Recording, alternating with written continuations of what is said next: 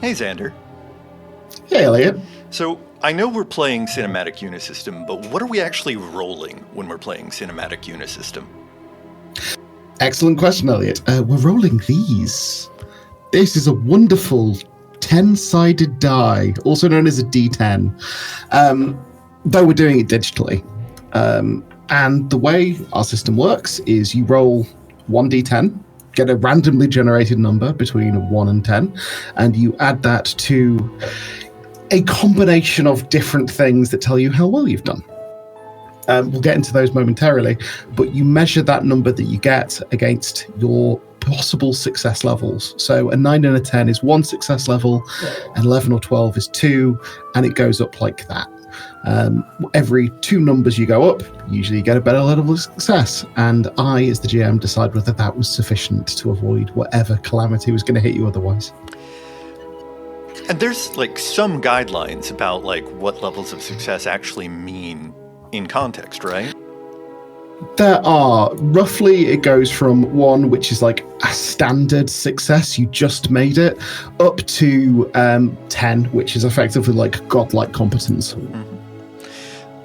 So I really like that because it gives you a good amount of granularity, but there's also some interesting things in the system that hook off the success levels themselves rather than just being on the DC. So...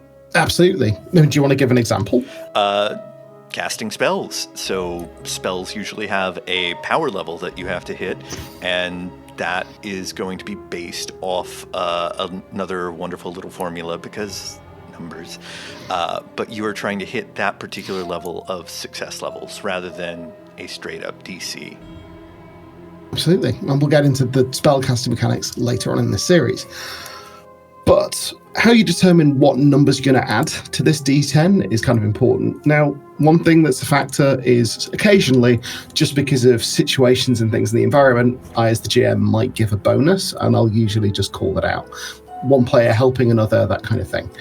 But in addition, we've got core attributes.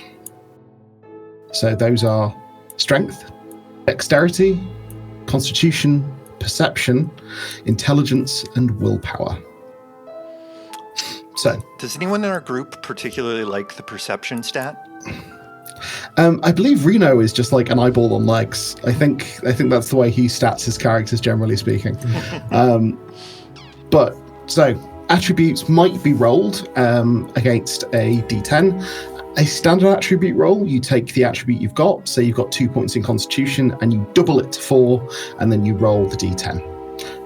If I'm asking you to make a difficult roll, for whatever reason the circumstances are more dire, a difficult roll, you just take the attribute once and add it to the D10, which, as you can imagine, given that it's very rare to have an attribute above the number of 5, makes the idea of hitting a 9 to get a single level of success quite difficult. The other thing you will be asked to roll, probably the most frequently in this system, is an attribute plus skill roll.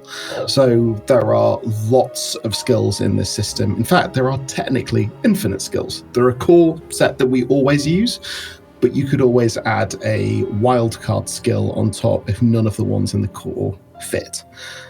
Some example of core ones are things like drive, riding a horse, acrobatics, being able to jump over things, and I think Tristan's personal favourite, archaic weaponry. I have no idea what you're possibly talking about. Is Tristan some sort of fabulous sword-wielding maniac? He's definitely a sword-wielding maniac. Noted. But I think that covers all of our core rolling mechanics that we use.